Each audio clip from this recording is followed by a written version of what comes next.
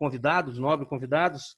E aí, rapidamente, eu peço para vocês dar uma boa noite aí para o pessoal e, possivelmente, a gente começa já com as perguntas. Pode ser? Ótimo. Começar com o nosso presidente, Dionísio Busquete, médico, empresário e investidor, formado pela UFES, especialista em medicina do trabalho e perícias médicas e gestão de negócios da saúde. Atual presidente da CEDIC e da seccional do Conselho Regional de Medicina. Também é diretor há 25 anos na empresa MTRAB, Medicina e Segurança do Trabalho. Dionísio, quer dar um salve para o pessoal rapidamente? Não, só boa noite. Estou feliz por estar com vocês aqui, como sempre. Como diz o deputado, nós estamos num novo modelo que talvez vai inaugurar outros e vai nos facilitar. A gente perde um pouco de calor humano, mas ganha também em conteúdo, porque podemos trazer pessoas de fora. Uma boa noite a todos. Sejam bem-vindos. Josias da Vitória, deputado federal pelo Espírito Santo e filiado ao Cidadania. É o coordenador da bancada federal capixaba e vice-líder no seu partido na Câmara dos Deputados. Exerceu 3 mandatos de deputado estadual. No primeiro ano de mandato na Câmara Federal, foi vice-presidente da Comissão Especial da Reforma Tributária e membros das comissões de Minas e Energia, Viação e Transporte, e Segurança Pública e Combate ao Crime Organizado. Coordena o setor de rochas ornamentais na Frente Parlamentar da Mineração. Da Vitória, quer dar uma boa noite para o pessoal? Boa noite, Dante, nosso anfitrião. Inicialmente, falar que é uma satisfação estar aqui com 3 colatinenses e 3 amigos, doutor Dionísio Busquete, que está emprestando um tempo aí da sua vida profissional competente para que possa, à frente da CEDIC, ajudar o empreendedorismo da nossa região, especialmente Colatina. Também, Geraldo Magela, que está sempre à frente aí dos movimentos do comércio, CDL, e hoje na federação, já há muito tempo compartilhando, né, com esse movimento de associativismo, emprestando um tempo também para a coletividade. Eu entendo muito bem porque essa live, essa conferência nossa aí com 3 colatinenses, a gente possa debater um pouco sobre o futuro do Brasil. Então, boa noite a todos, uma satisfação estar aqui com vocês. Obrigado, deputado. Geraldo Magela, formado em Ciências Contábeis pela FASEC, proprietário da empresa GMG Martins, presidente da Federação das Câmaras Dirigentes Lojistas do Espírito Santo, diretor da Câmara dos Dirigentes dos Lojistas de Colatina, diretor da Confederação Nacional da Câmara dos Dirigentes Lojistas, CNDL, e presidente da FCDLS. Magela, quer dar um salve? Boa noite, obrigado aí pela apresentação. É um prazer estar junto com vocês. Mais do que nunca, Dante, você foi feliz aí na escolha de colocar o empreendedorismo político, aqui representado por nosso deputado da Vitória, o nosso doutor Dionísio, apesar de ser doutor, é um grande empreendedor. Então, é um momento bacana para a gente discutir, opinar e alinhar, né, esse momento junto político e com soluções criativas que vamos ter que trabalhar daqui para frente. Obrigado, Geraldo. Eu só esqueci de um detalhe do currículo do Dionísio, que ele é cachaceiro, né? Produtor de cachaça, não é isso? Isso aí. Eu estou esperando a minha, hein, Dionísio? O que você ia mandar para mim, eu estou aguardando. Nasceu em São Roque, não tem jeito. Pessoal, eu, em nome de todo o grupo, de todos os integrantes do Líderes do Futuro, agradeço a participação de vocês. Vamos começar? Vamos. Começar com você, deputado. Pois não. A gente teve aí na semana passada essa situação, né, que causou muita polêmica.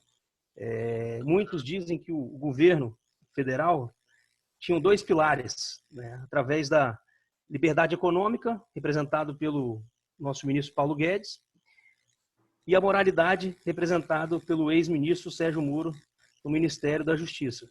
Um desses pilares foi rompido.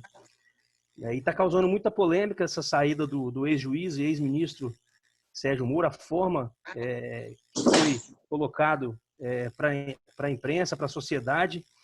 A gente queria ouvir a sua opinião, você que convive, né, no meio político lá em Brasília. A gente gostaria de ouvir suas palavras sobre essa questão. Olha, Dante, acredito que todo o país ficou surpreendido aí com a saída do ministro Sérgio Moro, o ex-ministro.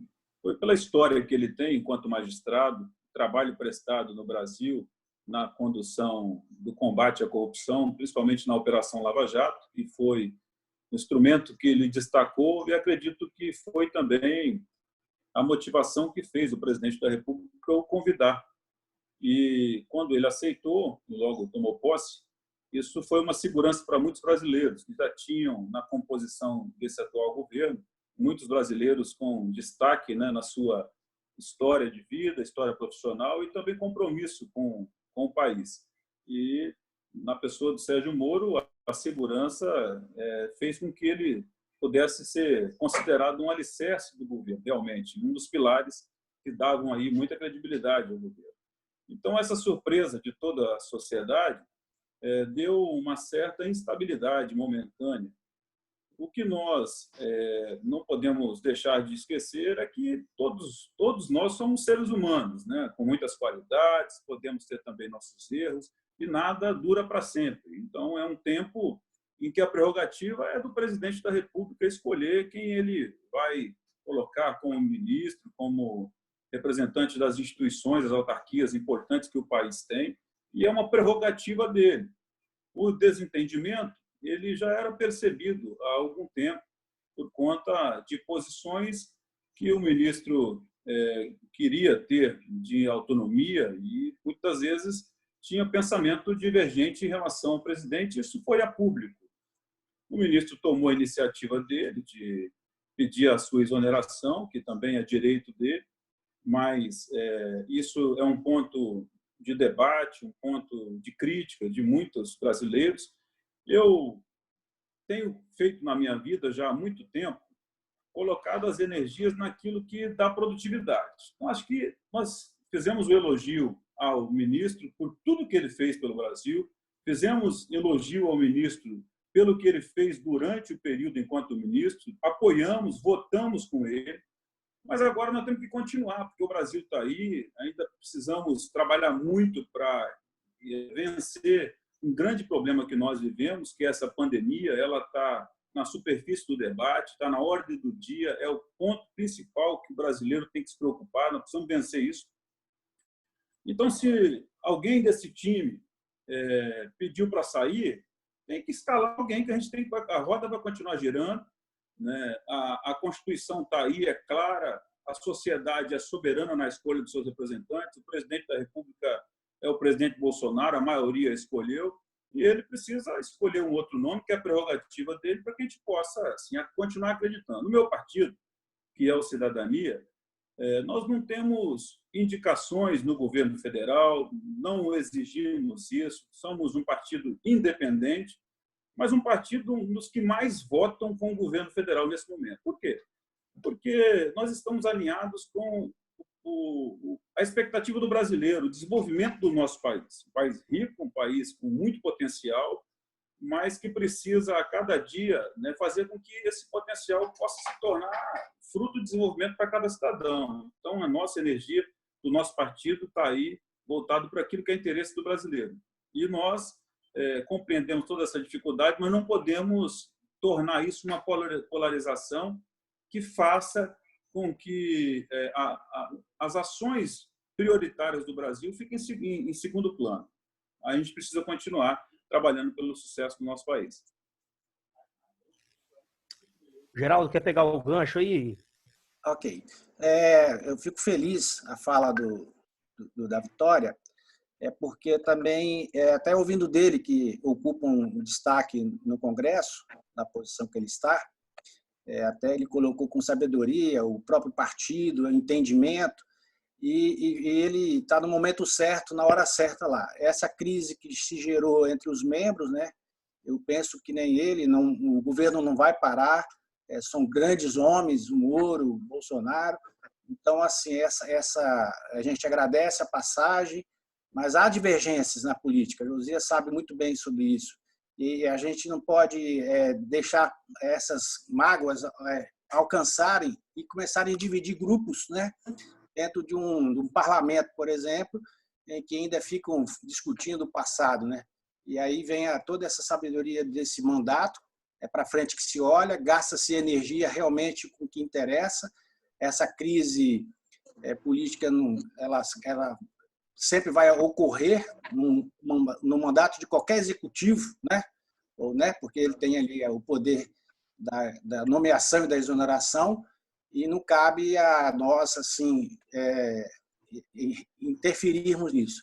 Mas o que eu coloco com um pouco de preocupação é que o Congresso saiba diluir isso, viu, da Vitória? E que consiga esquecer, deixar no passado, e quem vai ser nomeado, né, ele consiga conduzir da forma como o nosso presidente ele pensa, né? E é a forma como a grande maioria decidiu quando ele elegeu. E aí bate, viu, Dante, com esse movimento seu de liberdade econômica, moralidade, isso acho que nada disso vai ficar prejudicado. E aí o Congresso e o Senado, com certeza, está bem representado aqui e está sabendo ler o desejo do povo. E esse ambiente que nós estamos aqui, que é um pouco mais focado no empreendedorismo, fica muito claro, e o Josias está próximo disso, para poder receber e votar a favor daquilo que a gente sempre precisa. O discurso está muito bom, agora vamos ter que botar isso na prática. É isso. Obrigado, Magela. Dionísio, você como representante do associativismo colatinense. Assim como o Geraldo, eu gostei muito das falas do deputado, eu acho que vai de encontro ao nosso pensamento, ao pensamento do empreendedor, do comerciante, do empresário, mesmo do ambulante, porque nós não podemos viver a vida dos outros. Então, a mídia, ela nos sem chavismo, ela acaba nos levando, muitas vezes, para olhar um núcleo muito pequeno, um núcleo periférico. E, na verdade, eu era fã do Sérgio, assim como o da Vitória, nós achamos que ele teve grande, mas ele venceu. Muitas vezes até as pessoas casam, prometem amor eterno e isso rompe. Então, eu acho que a gente não tem que entrar nesse conceito de que porque foi quem estava certo, quem estava errado. O presidente é que manda, se está certo. Eu vi erro em todos eles, nos dois, na verdade, eu observei que houve uma certa falha na comunicação, ou até mesmo na questão profissional, de poder terminar isso um pouco melhor. Eu acho que até mesmo tanto o Bolsonaro como o Sérgio Moro também.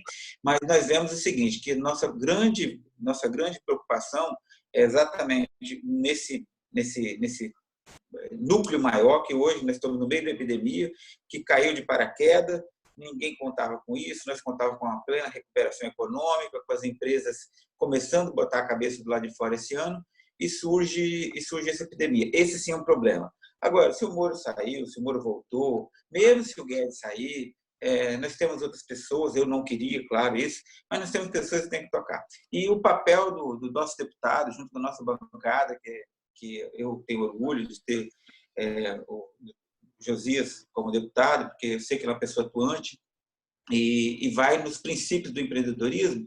Eu acho que o Congresso tem um papel muito grande, porque ele que pode fazer as transformações, não é nem o presidente, ele pode fazer as transformações e levar esse país a respirar dias melhores. Obrigado, Dionísio. Até aproveitando aí, pegando o gancho do Dionísio, que falou em transformações, o Magela, a gente que é da classe empresarial, a gente estava acreditando bastante que esse governo fosse um governo reformista, né? Então, a gente teve a reforma da Previdência, o qual passou muito bem na Câmara, né, da Vitória, com 379 votos. Anteriormente ao Bolsonaro, teve o Michel Temer, que fez a reforma trabalhista. E agora a gente quer saber qual vai ser o futuro desse governo nesse embate que está tendo. A gente fala que é presidencialismo de coalizão, né? Presidente contra o Congresso, contra a Câmara. E agora a gente está na expectativa da reforma administrativa e na reforma tributária. Então, eu queria perguntar para o Magela, representando a classe empresarial, a classe dos comerciantes, como é que a gente fica nessa ansiedade, como é que a gente vai trabalhar em pleno coronavírus, né? A gente já vive uma crise sanitária, né, que automaticamente vem com a crise financeira. Qual a expectativa agora do comércio perante ao nosso governo, ô Magela? Você falou até da reforma tributária. Acho que eu já passei por dezenas de eleições de presidente. Todos eles prometeram a reforma tributária e nunca aconteceram, né? A reforma administrativa ela veio até calhar com o futuro das nossas empresas, do futuro dos governos federal, estadual, municipal. Então, eu acho assim que eu não sei como é que está o ambiente, o da Vitória vai comentar logo depois de mim, mas eu até tenho me comunicado com o da Vitória, tenho recebido material da assessoria dele, da reforma tributária. Ela é necessária, sim. A gente, como empreendedor, a gente, quando está no meio de conversas assim, fica uma impressão, para quem está nos ouvindo, mas não é isso, é uma impressão, de que sempre o empresário que está pagando a conta, né? Então, até dessa crise que a gente está passando do coronavírus, o varejo tem sido colocado numa situação muito delicada, né? Nossos segmentos, em alguns lugares, já estão fechados, no setor de supermercado, claro, a comida é necessário, é como se fosse a única coisa que a gente vai estar precisando, né, realmente nesse momento, mas não é, né? A gente tem várias outras necessidades. Então, a reforma tributária ela chega num momento assim adequado. Eu acredito, continuo acreditando que a gente consiga aprovar alguma coisa, viu, da Vitória? Naquele modelo que você já colocou para nós, tá bem bacana. E a reforma administrativa, pô, é um sonho de todo mundo, né? Porque a gente fica de um lado de cá, de novo, eu peço desculpa, viu, da Vitória, que a classe empresarial parece que fica olhando o outro lado do setor público, né? Os funcionalismos, que a gente tem muito respeito por todas as classes, mas que eles ainda não entenderam o quanto é difícil gerar renda, emprego e o bem-estar social. Então, a gente tem um papel fundamental, que são nossos empreendedores de todos os tamanhos, do pequeno, do micro, do grande. Então, é a hora de realmente nos ouvir e a gente junto construir essas reformas. Eu acredito muito, viu, da Vitória? Então, assim, é o que for necessário para que a gente possa contribuir como empresário, como instituição. A nossa federação recebe muito dados, informação de cidades pequenininhas, como Água Doce do Norte, como a Grande Vitória. Então, é um ambiente muito rico de desejo dessas reformas. Então, conte conosco aí. Pelo que está andando, nós já estamos satisfeitos. Então, nós temos só que dar forças assim e luz para que vocês consigam fazer essa reforma, mesmo nesse momento de congresso aí à distância, tá? Vitória, você que está próximo lá... Opa, desculpa, Vitória, pode... Primeiro, fazer uma defesa do parlamento, até porque, nesse tempo, existe uma polarização do governo com o parlamento. Alguém tem que lembrar que o parlamento não é só o presidente da Câmara, o deputado Rodrigo Maia, nem o presidente do Senado, Alcolumbre. Nós temos muitos parlamentares lá que pensam pelo bem do Brasil, e eu sou um deles. Não dá para provar isso somente com discurso, mas os nossos atos no dia a dia. Nós estamos com uma renovação muito grande. Na Câmara foi 60% e 84% no Senado nessa última eleição. E, para fazer justiça, a reforma da Previdência, que foi o projeto mais antipático, acho que vai ser seguramente o mais antipático de toda essa legislatura, que você tira de todo mundo, ele chegou através de uma peça em que o governo federal, muitas das vezes, nem defendia a sua aprovação num contexto geral, mas o Congresso Nacional, movimentado pelos parlamentares, pela Câmara, pelo Senado, nós conseguimos avançar e entregar para o Brasil uma expectativa e para o mundo que era de todas as pessoas que pensam no desenvolvimento desse país, que trouxe uma segurança jurídica, que trouxe um melhor ambiente de negócio, e já se anunciava com muita clareza algumas outras reformas.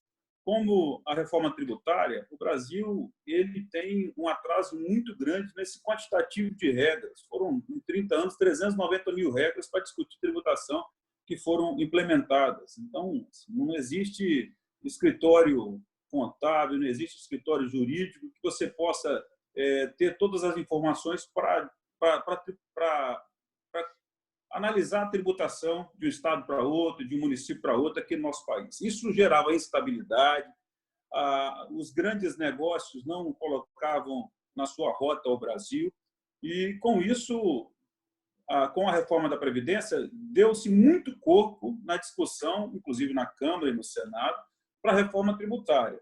Existia a PEC 45, do qual eu fui vice-presidente na comissão especial, a PEC 110 no Senado, que teve a assinatura de quase a totalidade do Senado, e também o movimento pelo Paulo Guedes, da Economia, que sairia também uma proposta do governo. Esses três projetos se encontrariam no decorrer desses dias. Nós estávamos condenados a ter uma reforma da Previdência, porque é o que é a vontade da população, dos empreendedores e de todo cidadão. O Brasil precisa também ter competitividade. É lógico que nós estamos vivendo um momento atípico, que é essa pandemia, que coloca essa prioridade na superfície do debate. Todos os projetos agora são na preservação da vida, todos os projetos agora são para fomentar a economia por conta dessa pandemia. Mas eu não tenho dúvida, o brasileiro é sempre de posição firme, forte, nós vamos vencer essa pandemia. E com o momento que nós estamos vivendo aqui no país, eu acredito que parlamentares assim como eu, nós possamos promover essas mudanças nesse ambiente que existe no Brasil, para que o Brasil possa competir no desenvolvimento. Então, a reforma tributária, ela é necessária e ela vai acontecer. Assim como a reforma administrativa, nós não temos mais espaço no Brasil para o gargalo que é as administrações públicas, em todos os três entes federados, tanto nos municípios, quanto nos estados e quanto no governo federal. A gente precisa limitar, criar regras, porque hoje o maior empregador de cada município, por mais pequenos que seja, como falou Geraldo Magela, lá em Água Doce do Norte, uma parcela da população vive ali daquela receita que são os servidores. Mas a cada dia que passa, essa receita diminui e aumenta as suas despesas. Então, a gente precisa criar regras para que o serviço público continue chegando, mas não se aumente mais despesa. Isso não tem jeito, não é uma proposta que vai trazer simpatia para todos os segmentos, para todas as categorias, mas o Brasil precisa avançar para o futuro e com estudos como estão sendo feitos, não só pelo governo federal, mas também pelo Congresso. E aí eu faço uma defesa na Câmara, que tem muitos consultores que nos ajudam muito com dados, com números, que às vezes o governo federal é ausente e a Câmara consegue nos apresentar uma realidade em termos de números primeiro. Por isso, nos dá segurança para votar. Eu estou muito comprometido com isso. A expectativa que nós tínhamos que esse ano seria um ano de muito crescimento para o Brasil. É lógico que tivemos que mudar o nosso itinerário, tivemos que mudar as nossas prioridades, porque estamos enfrentando uma guerra jamais vista. E o inimigo dessa guerra, ele não tem partido. Ele une o PT, PSL, PSOL, une o comerciário, une o empresário da construção, une todos nós. E aí, eu me considero ainda muito jovem, mas não considero velho demais para perder tempo com aquilo que a gente não tem que perder. Eu acho que agora nós precisamos nos unir. Muitas das vezes eu dialogo com as pessoas que acreditam no nosso trabalho, como você não está me dando oportunidade aí, Dante, você, a CEDIC, a Federação do CDL, para que a gente possa assim, colocar o mandato à disposição, porque momentaneamente é prerrogativa nossa de votar a favor ou não. E se você compartilha o seu voto, se você abre o espaço no seu mandato, naturalmente você tem mais segurança. Muitas das vezes esse voto não agrada uma parcela da sociedade. Por exemplo, servidores públicos em um determinado momento, a gente vai ter que discutir sobre super salários, né? Tem que estabelecer teto, sobre o que é numa função comissionada, ela nunca mais quer voltar para aquela função que ele passou para ser servidor numa cidade. Então, isso tem que ser, de novo, regulamentado. E essa regulamentação, na maioria das vezes, Dionísio, ela já existe, mas o costume muda ela. Então, hoje não tem espaço mais para que a gente assista ao costume de todo mundo se não tem dinheiro para pagar a conta. Porque a sociedade ela precisa ser assistida num contexto geral. Tem pessoas que são prioritárias na defesa da cidadania, são aqueles que menos têm. E é por aí que passa, né?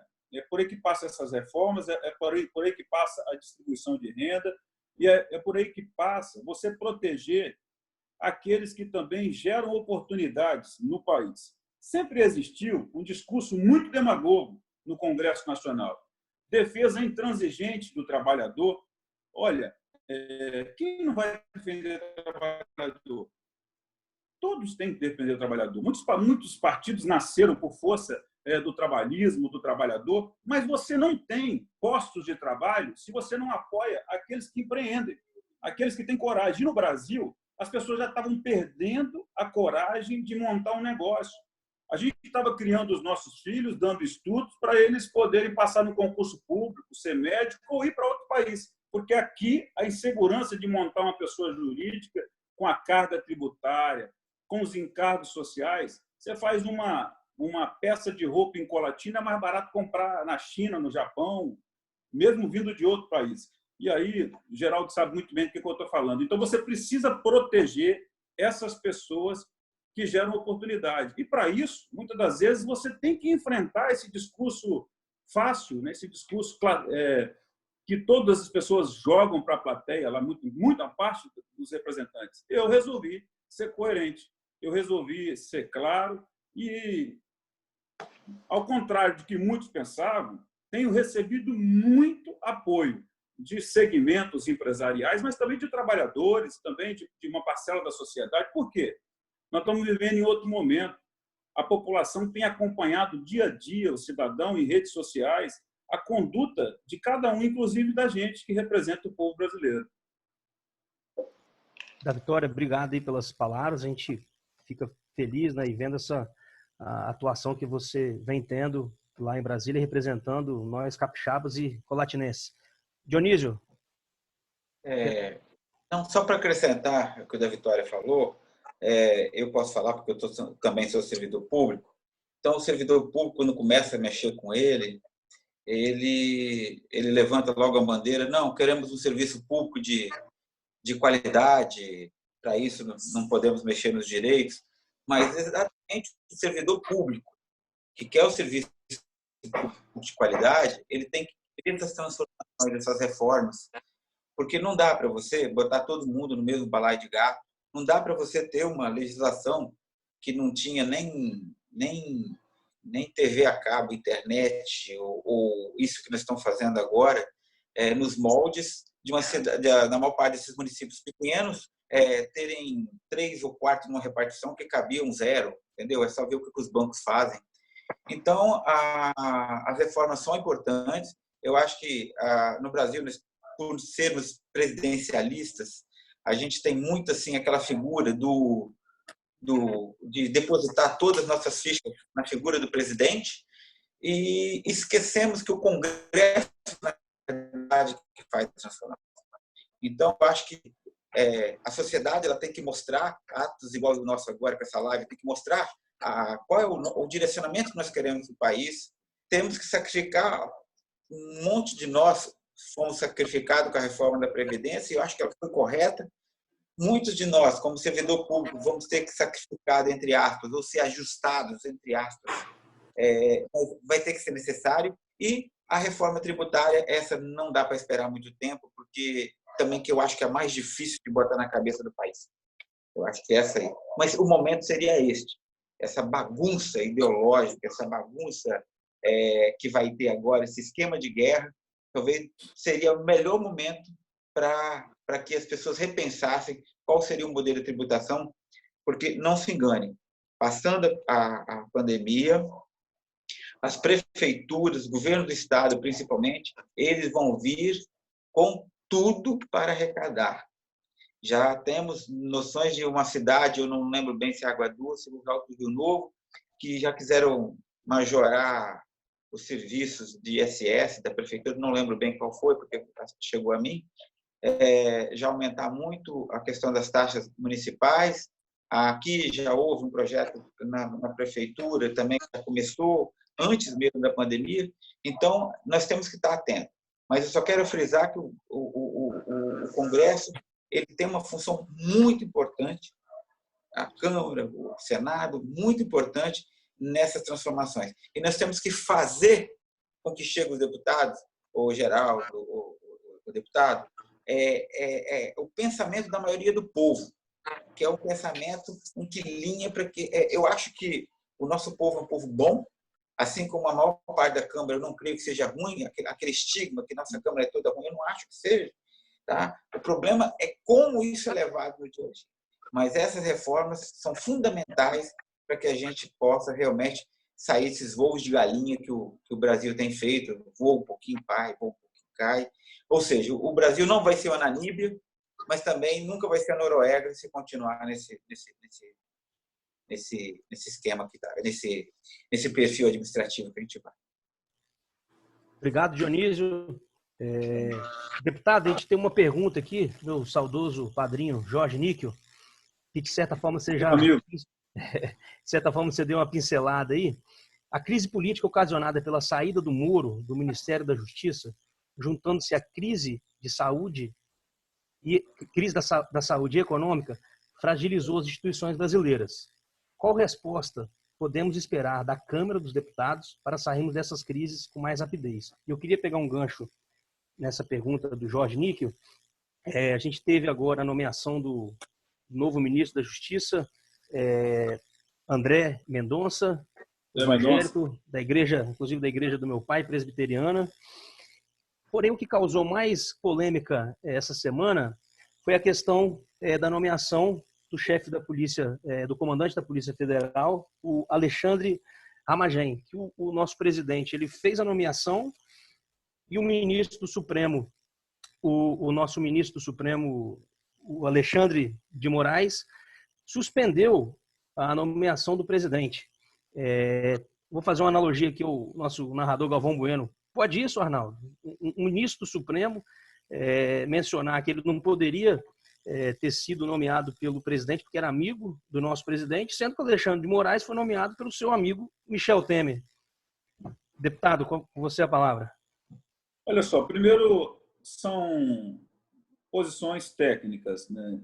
A prerrogativa constitucional é do presidente da República, mas o Supremo pode fazer. Lógico que eu, como presidente da República, estaria recorrendo dessa decisão unilateral do ministro Alexandre de Moraes. É questionável, até porque se o Ramagem, que era presidente da ABIN, diretor-geral da ABIN, da Agência Brasileira de Investigação, de Informação, por que ele não pode ser diretor-geral da Polícia Federal? Então, já é um litígio, é um questionamento que vai ficar no embate, num tempo difícil que nós estamos tendo entre o STF e o governo federal. Mas eu quero saudar o nosso presidente aí do Centro Comércio Café, nosso amigo Jorge Níquel, e agradecer também a ele essa participação. Sobre a pergunta que ele fez em relação ao Moro, o Moro é ex-ministro, não é mais ministro. Então, assim, eu já fiz uma manifestação aqui e vou repetir. O presidente da República, que tem que ter o nosso apoio para as ações importantes do país, terá o nosso apoio quem que ele escolher para ser ministro. É importante que preencha os requisitos em relação às regras que existem, mas se você escolhe para qualquer uma, se você é eleito prefeito, governador, presidente da República, independente se é ou não do nosso partido, esses cargos são cargos de confiança. Se não é da sua confiança, você não tem nem que começar a discutir. Você coloca um ministro que você confia. Então, quando cessa também essa confiança, já não é mais possível que você tenha uma pessoa ali para ajudar a movimentar essa máquina. Quando você desconfia, tem que estar longe. Então, o bom deste governo é que ele iniciou sem criar feudos partidários, feudos por grupos. O André Mendonça, por exemplo, como você falou, acho que a gente não tem nem que se posicionar. É bom que ele é presbiteriano, mas já tivemos tempo em que era dado também para as igrejas. Acho que não passa por aí. Acho que passa pela competência e o compromisso com o Brasil. Mas eu precisava aqui, mais uma vez, fazer um registro. Os governos passam, os representantes no Congresso, todos eles passam, eu vou passar, mas é no Congresso Nacional que são os pilares de defesa do cidadão. A Câmara Federal e o Senado foram eleitos esses representantes para poder fiscalizar o governo federal, porque o presidente da República, que nós torcemos para que ele tenha sucesso, para que desenvolva o país, mas ele também não vai acertar em tudo.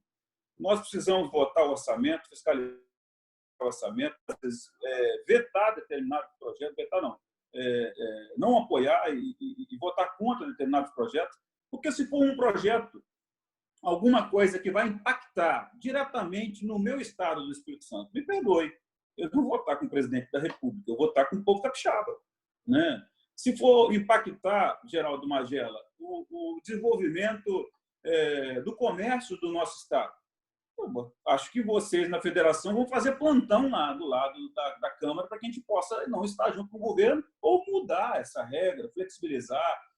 O Jorge Nico, que está aí, que nos pergunta, que defende muito, né, a relação que nós temos hoje entre os países, principalmente com o Centro do Comércio do Café, que se comunica com muitos países desse mundo. Nós somos aqui no estado o maior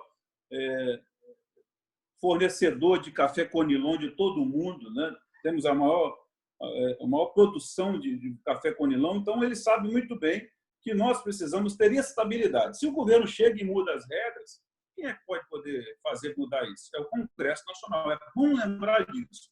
E muitas das vezes nós estamos perdendo uma energia muito grande, até por conta do governo também, em relação ao Congresso.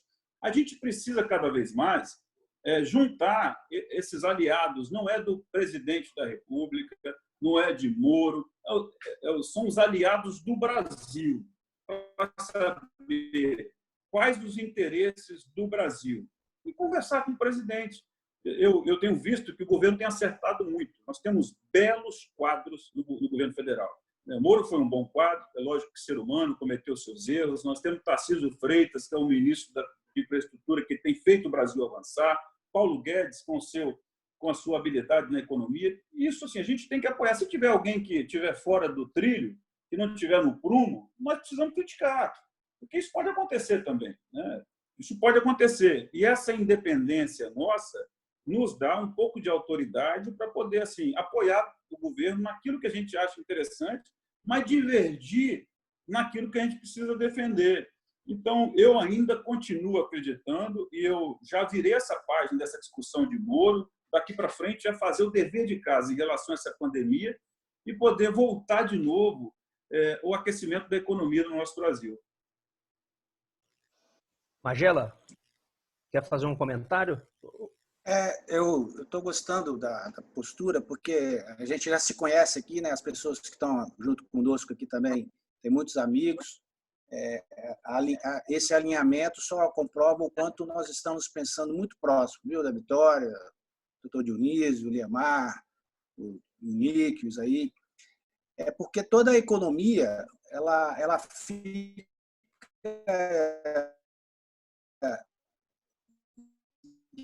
de olho.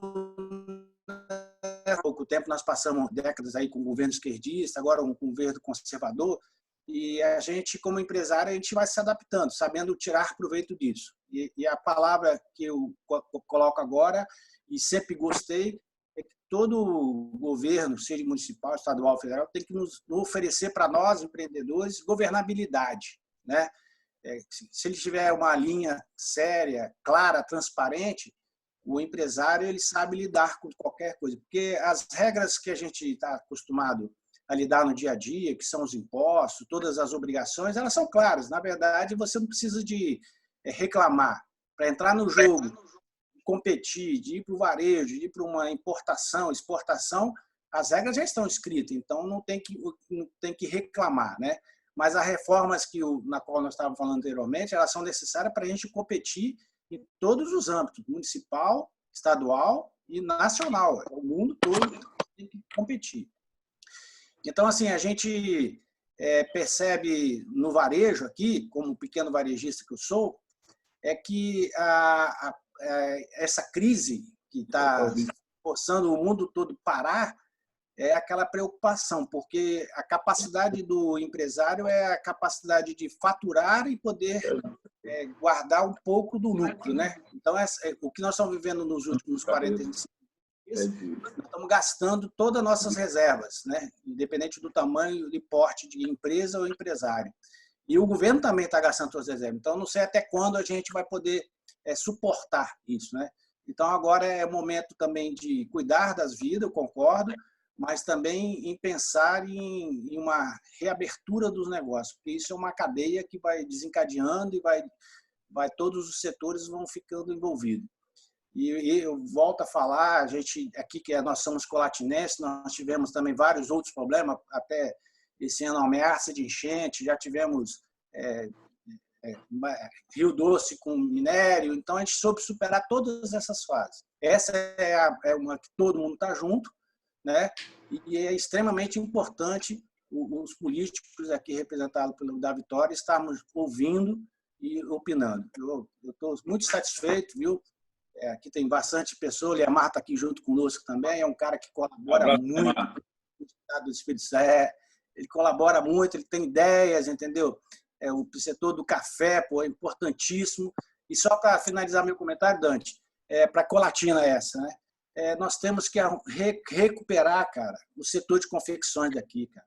Não sei o que aconteceu, nós perdemos, o varejo perdeu isso tudo, é muita gente trabalhando que ficou desempregado. Vamos repensar nisso, viu, da Vitória, junto aí com a CEDIC, junto com o Líder do Futuro. Nós temos que encontrar esse caminho de novo do setor da indústria de confecção em Colatina, porque o pátio industrial está todo pronto, com muito know-how, com muita gente que vontade de trabalhar. Acho que esse é um caminho que a gente pode discutir daqui para frente, logo ali na frente, logo ali. Ok? Obrigado aí. Dionísio, se você me permitir fazer uma colocação aqui, e eu já volto aí com você, e já é uma pergunta... Pode. Dionísio, eu vou levar um pouco aqui, já são 7h22, eu vou levar para o cenário econômico, eu peço que você inicie as falas, depois a gente passa para o Geraldo e finaliza com o da Vitória. A previsão do PIB do Brasil para 2020, a previsão é de uma retração de 3,34% negativo. Nos Estados Unidos, o primeiro trimestre teve o pior resultado desde a crise de 2008. Eu vou fazer um levantamento aqui também sobre o coronavírus, Dionísio. Você, como médico, eu quero que você pegue um gancho nisso aí. Mortes na Itália, 28 mil. Espanha, 24. Estados Unidos, 50 mil. Inglaterra, 26 mil. O Brasil está iniciando agora com cerca de 5, 6 mil mortes pelo coronavírus. Eu estou com um dado aqui, Magela, do comércio. Depois, se tiver alguma falha aqui nos números, você me corrige. Na segunda quinzena de março, no Espírito Santo, o comércio registrou uma queda de 85% na procura pelo comércio. Em abril, uma queda de 66%.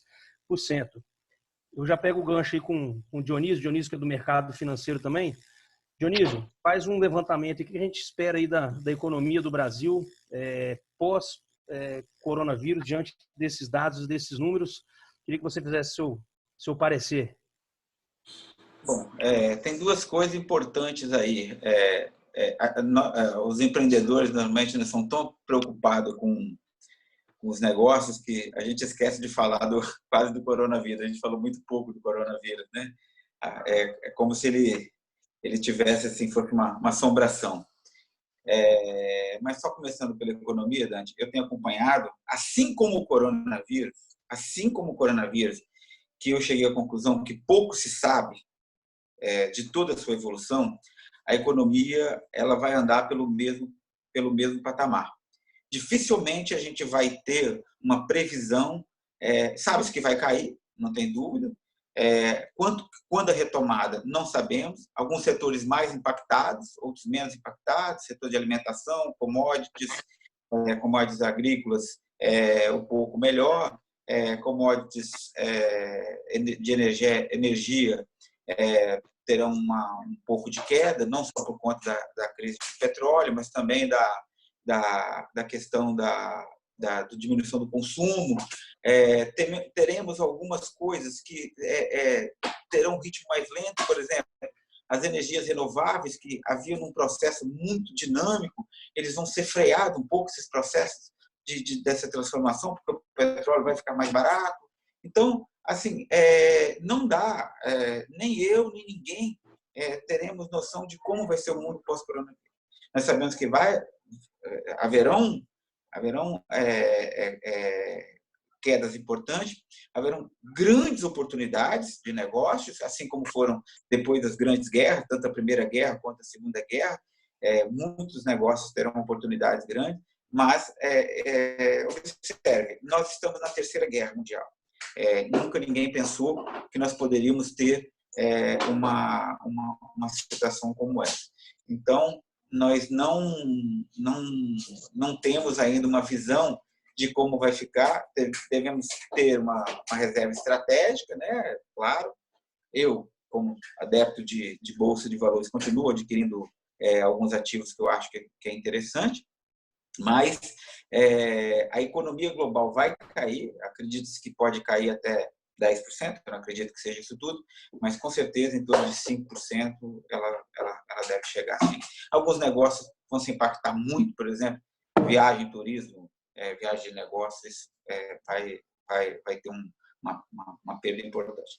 Quanto ao coronavírus, é importante deixar ressaltado isso aí, que nós estamos frisando a questão dos negócios, mas o coronavírus é uma questão ainda que não foi embora, é uma questão que está batendo a nossa porta e que a gente tem esse bicho-papão que pode, a semana que vem, aumentar aí 50 casos e nós temos que obrigar a fechar o comércio de novo, a ter um lockdown novamente e assim por diante. Então, assim, a doença não foi embora, o vírus não foi embora e a gente tem que ter dentro dos nossos negócios também. Eu sou empreendedor, eu vivo de outras empresas, mas essa consciência de que existe o vírus, de que existe a doença, e essa questão do distanciamento social, ela é importante para passar para as pessoas. E aí, depois, quando realmente isso passar, aí é congresso, a economia e tudo mais, para a gente ver qual é a melhor maneira possível. Eu acho que a forma com que o comércio está abrindo, se não é perfeita, é o que dá para fazer agora, mas também a gente não pode relaxar, porque a gente pode ter consequências um pouco mais grandes. Obrigado, Dionísio. Geraldo, você com mais de 50 anos de mercado, já passou por muitas crises, né? Já passou por duas grandes crises do petróleo em 73, 79, passou pela crise da hiperinflação na década de 80, passou pela crise de 2008, estamos aí ainda numa crise desde 2013, né? Que a gente enfrentou uma crise política, econômica, ética e moral. Qual a estratégia aí para o comércio voltar após o coronavírus? Então, Dante, a nossa loja tem 57 anos, né? Foi meu pai quem fundou e depois nós herdamos, eu, minha família toda, agora minha esposa, agora meus filhos. Então a gente passou por isso tudo. Mas eu nem, quando você vai falando das crises, eu falei, que crise foi essa? Eu nem estou lembrando mais, né? Porque a gente tem que pensar no futuro. A crise, né, Geraldo? Né? Então a gente está assim. Eu tenho uma tese que eu gosto, a gente conta uma historinha, ela é um pouco longa, não vou contar aqui, mas que o dinheiro ele não some. A tese da historinha é essa, ele só muda de mão, né? Então, na verdade, é a capacidade de cada um reter um pouco desses recursos, né? Seja ele um trabalhador, seja ele empresário. E eu gosto muito também de comparar, porque aqui tem muitas pessoas com experiência, e eu falo, não sei se vai acontecer agora, mas eu tenho visto isso na pauta da reforma tributária, eu estou falando já após assim, a crise do coronavírus, né? Vai requerer muita criatividade. E aí, como ela é uma crise mundial, vai depender do país ser muito criativo, e acho que aí alguns líderes nacionais já colocaram um cenário favorável ao Brasil, porque nós temos muito recurso de alimento, fomento, nós temos trabalhador, nós temos pátio industrial sobrando, então pode ser que o Brasil, bem gerado, ele vai sair mais rápido do que os outros. Trago para o Estado, né? Aí muda um pouco o cenário, porque cada estado tem uma particularidade. Aqui nós temos um foco muito grande no petróleo, né? Então ainda também entrou aí na história da crise. E nos municípios, cada município, eu já citei o caso de Colatina, mas como cada município também tem a sua particularidade. e fazer a sua recuperação econômica. Mas aí eu gosto de dizer que o varejo, viu, gente? Vocês todos aqui, acho que a maioria que está aqui, eu estou vendo, já viajaram para fora, adora consumir fora, fala que os Estados Unidos é um país que tem muita oportunidade, mas é essa tese desse grupo seu, Dante, é que tem dado certo, é a liberdade. Entendeu? Eu defendo demais isso. Eu torço, assim, quando estou falando sobre isso, eu fico assim empolgado, porque vocês é que vão fazer essas mudanças acontecerem, entendeu? E experimentarem, entendeu? Porque não foi fácil essa parte que você citou de muito tempo. Nós pegamos muitas mudanças e muitas ruins, muitas boas. Eu soube aproveitar quase todas elas, tanto que eu estou aqui sobrevivendo nesses anos todos. Mas assim, a liberdade é que vai fomentar, porque nós temos nas nossas lojas de varejo, estou falando um pouquinho do enjoado, mas aqui nós temos uma ICF lá, que é onde vocês compram, a gente tem que passar o cupom fiscal lá e gerar o imposto. Os Estados Unidos é perfeito. Ele baixa o imposto, baixa o produto e todo mundo passa por aquela maquininha. Passa comprando, consumindo e gerando imposto. Aí é o foco dessa reforma, viu, da Vitória? Então, o que eu mais vigio para o varejo é o que a gente quer, é emprego. Simplesmente isso. Todo mundo que ganha uma grana de 1.000 a 4.000, 5.000 gasta. Entendeu? E aí, depois, toda essa crise, a gente já sabe dos números, a Vitória já sabe disso, o número de desemprego que vai acontecer, até isso recuperar, por quê? Nós não estávamos num momento bom para suportar um impacto desse. Nós estávamos no limite. E agora, as pessoas demitiram, estão dispensando, o dinheiro vai parar um pouco de circular. Até para vocês terem ideia, nós estamos com 9 dias que nós abrimos o comércio no interior, não é uma grande vitória, os volumes de negócio não passam de 40%. Não tem nenhuma empresa do varejo que suporte 40%. Ela não estava preparada para isso. Nem pequeno, nem micro, nem grande. Então, o cenário mais otimista que a gente possa imaginar, que ele volte pelo menos com 60%. Foi os números que você já começou a apresentar, porque esses dados que você trouxe, que nós colocamos para você, são os dados de consulta de SPC. É um termômetro. Então, você imagina, cair 85%. É isso. Como é que nós vamos trabalhar com 15%? Agora voltou para 60%, então quer dizer que nós estamos com 40%. Boa, estamos, né, com esperança. Mas eu volto a falar assim que é muito bacana você perceber a criatividade em todos os portos, até dos vendedores informais, aqueles que vendem um bolinho, vendem uma água de mineral na esquina, a criatividade para eles colocarem os produtos na mão e sobreviverem com a sua família. E cabe a nós, toda a sociedade, prestar atenção em todo mundo ao nosso redor. Entendeu?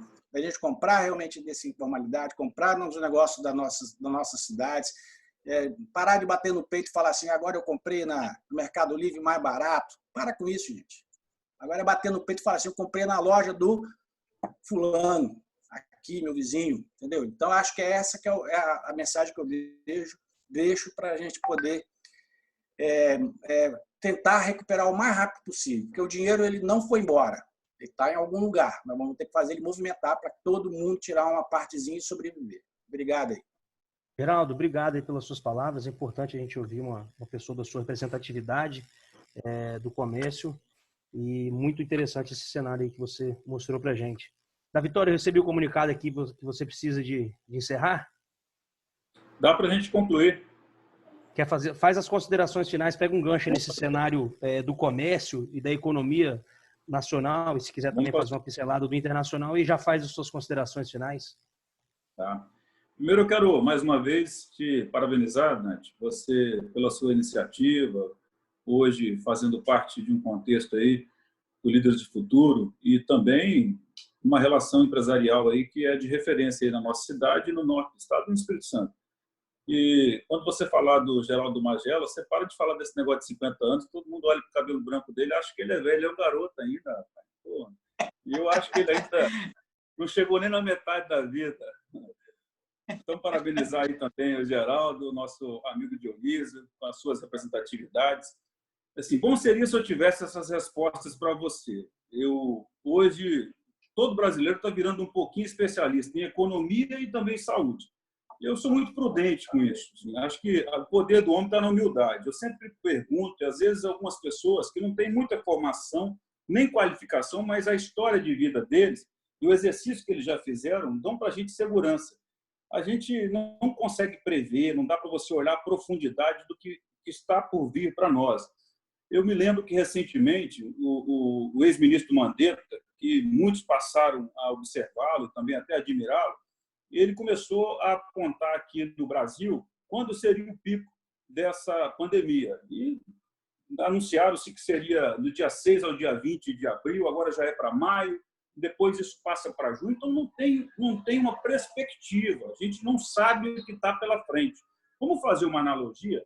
Assim, nós estamos vivendo no Brasil, que é um país grande, um país rico, né? Mas eu acho que o que mais nós temos de riqueza é a força de vontade do brasileiro. Lá nos Estados Unidos, que é a maior nação, o potencial da economia, eles não conseguiram enfrentar essa crise da pandemia e já superou todas as perspectivas de morte. Então, acho que nós temos que ter uma dosimetria. Nós precisamos analisar que o Brasil não pode parar, essa máquina precisa continuar girando, porque senão nós vamos ter um problema social e talvez muito mais consequências, inclusive até com mortes, mas de outras formas. Nós precisamos continuar. Mas, para isso, acho que tem que estabelecer algumas regras, algum modelo, tem que enfrentar a opinião pública, tem que conversar, tem que fazer agenda. Agora é hora do exercício do diálogo. Nesse momento, é muito fácil a gente criticar. Eu vejo muita gente criticando, até quem tem mandato, né, até representantes aí, parlamentares, criticando muito o governo federal, os governos estaduais. Mas quem é gestor nesse momento tem que tomar decisão. Ele precisa tomar decisão. E essas decisões, elas têm que estar pautadas em alguns números técnicos, tem que fazer avaliação, acho que tem que juntar os segmentos, né? Os segmentos que representam a geração de emprego, mas também as pessoas que entendem um pouco em relação a esse problema na saúde. Porque eu acho que nós não chegamos nem na metade disso. O Brasil ainda está no início disso. Eu tive esse problema em casa, só quem tem esse problema em casa sabe. Pior ainda é quando você perde um ente querido, como muitas pessoas estão morrendo, no Brasil e aqui no Estado. A minha esposa ontem encerrou os 14 dias, mas a gente não tinha segurança do que poderia acontecer. Graças a Deus ela está lá, está bem, meus filhos estão bem, mas dá uma insegurança para a gente. E olha assim, a gente tem plano de saúde e as pessoas que não têm. Então, quem tem que estar do lado dessas pessoas que não têm essas possibilidades é o Estado, através dos governos.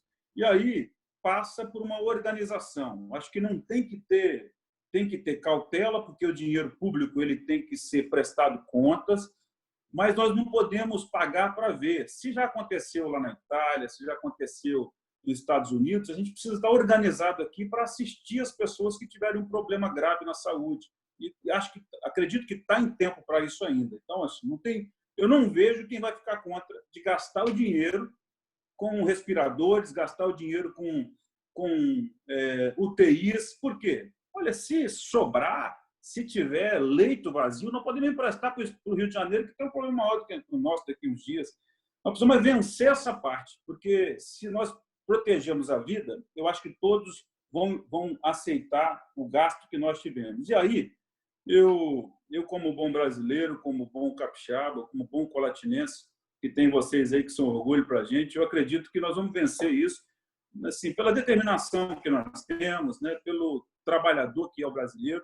E essa crise tem feito a gente mudar de postura, mudar de conduta. Nós seremos outros daqui a dias, com outros valores, com outros conceitos. O mundo vai mudar, né? A gente vai passar a valorizar a família, vai passar a valorizar mais o emprego, vai passar a valorizar as pessoas. Então, eu acredito que tudo tem um propósito nesse mundo e nós estamos vivendo uma crise jamais vista, né? E ainda anunciado uma crise maior, né?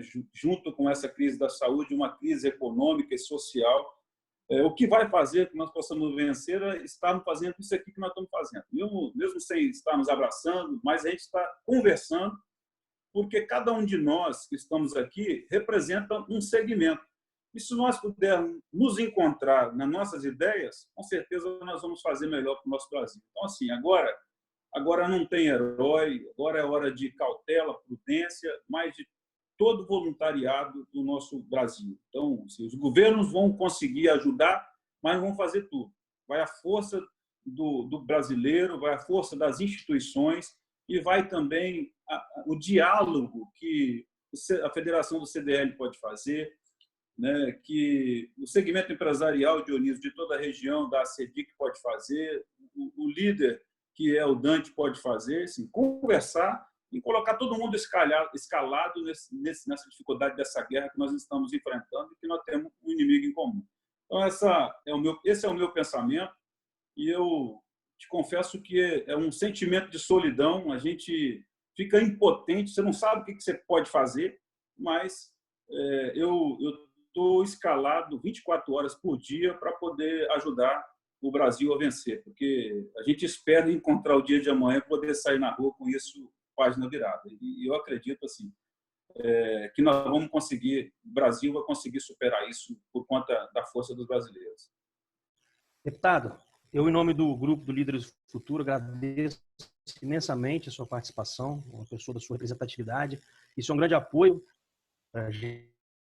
Como eu falei, o nosso grupo é muito novo, apenas 1 ano e meio, então ter você aqui conosco por videoconferência e, em breve, uma presença pessoal e física de grande representatividade para a gente. Muito obrigado. Obrigado. Dionísio. Opa. Dionísio, por favor, faça suas considerações finais e uma pergunta rápida. Você acha que no futuro breve a gente vai ter um governador colatinense? Rapaz, nós torcemos para isso. Não coloca dificuldade não, Dionísio. O da Vitória riu, ele gostou, hein? Se riu, gostou. Né? Estamos nesse caminho, né? Pelo menos pavimentando, botando o cascalho, fazendo a margem. Tudo no tempo de Deus, né? Graças a Deus, se Deus quiser. Eu queria... É um bom candidato. Bom, eu queria agradecer o deputado da Vitória, queria agradecer o Geraldo Magela, grande amigo também. Eu acho que isso é muito importante, essa troca de informações, mesmo porque, foi o que eu falei, nós temos que criar esse ambiente de que estamos falando a mesma linguagem, que todos querem o bem da cidade, que todos querem o bem do Estado, o bem da nação e o bem do mundo. Na verdade, isso foi uma coisa que nenhum de nós presenciamos, nenhuma coisa que acontecesse no mundo ao mesmo tempo. Nós não tivemos nenhuma guerra mundial nas nossas vidas. Mesmo assim, a guerra ela foi paulatina para chegar, e o coronavírus não, ela chegou de uma forma geral, em que vai mudar nossos conceitos, irão mudar nossas atividades, nossos negócios e assim por diante. Mas hoje ele existe, está aí. Então, eu queria agradecer, Dante, eu queria agradecer a você. Eu acho que outras, iremos fazer outras, todos os participantes, hoje a gente não consegue vê-los, mas sabemos quem está presente, Guilhermar, João Sérgio e outros que aí estão, todo os líderes, o grupo dos líderes, mas nós vamos promover mais encontros desses para que nós possamos falar a mesma linguagem na questão do empreendedorismo, de estar com nossos princípios voltados para a liberdade econômica, porque aí eu acho que a gente pode respirar dias melhores, principalmente que vocês são jovens e vão ser responsáveis por essa transformação. E, acima de tudo, eu peço que tenham os cuidados médicos, os cuidados que são falados aí.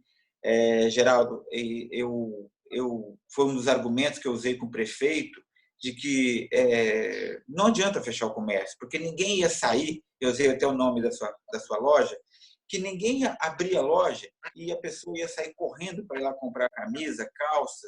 Então, nós acreditávamos que até mesmo pela situação, havia uma tendência, uma diminuição da frequência nas lojas, como aconteceu. Então, não havia necessidade de manter esse estabelecimento fechado. Essa foi a argumentação que eu usei com a reunião do prefeito. E, por outro lado, também eu enfatizei na reunião com o prefeito que também cabe a nós, empreendedores, comerciantes, responsáveis, empresários, a orientar as pessoas quanto aos cuidados individuais, porque os cuidados individuais comprometem a saúde coletiva. Então, isso é importante. Então, mais uma vez, Dante, obrigado a todos, obrigado pela participação. deputado, Geraldo, Dante, todos os participantes.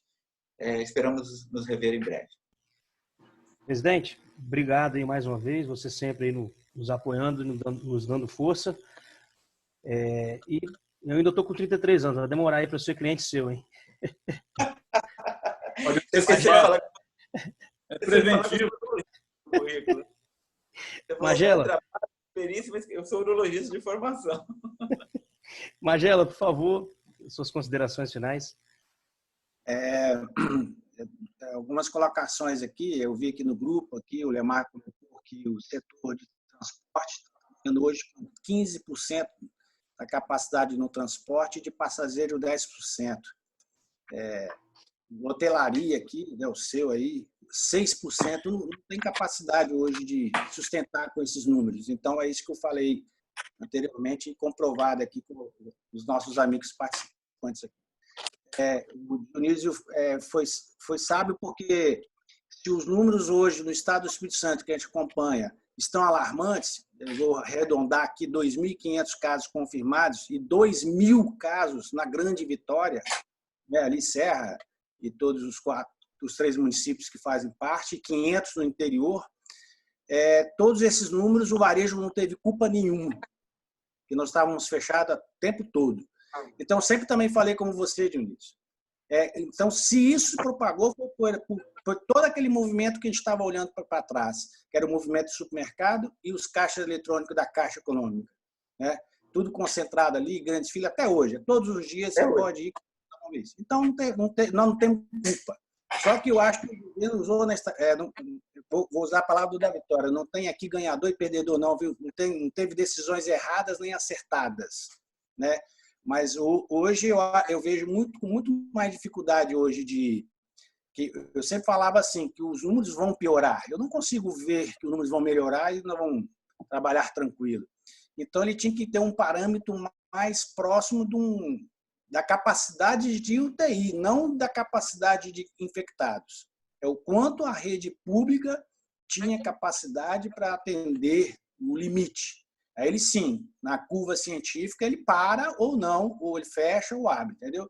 Mas acabou, agora, não sei, parece que o governo do estado vai tentar abrir o Grande Vitória, no momento até ruim, os números lá não são bons, demorou, perdeu a chance, o interior está conseguindo trabalhar, e eu gosto de falar porque eu falei isso no grupo e é assim que a gente está se sentindo, tá, gente? Quando ele liberou para nós trabalharmos, nós não estamos vendo o resultado financeiro. Não é nada disso. Você falou certo de início. Eu tive lojas ontem que entraram 2 pessoas. 8 horas vai entrar 2 pessoas. Mas sabe o que é o bom nisso? É a tranquilidade mental de poder estar lutando em pé, não deitado. Os meus colaboradores, aqueles que eu convidei, toparam, vêm trabalhar conosco. Diga-se de passagem, eles também têm um papel importante nesse processo. É deles estarem felizes ali pensando na criatividade de como superar aquele momento, como alcançar negócio, entendeu? E voltar para casa e discutir, preocupado sim, todo mundo de máscara, a cidade está correspondendo isso, muito gel, muito álcool, as mãos da gente já está ficando até ressecada de tanto álcool e gel.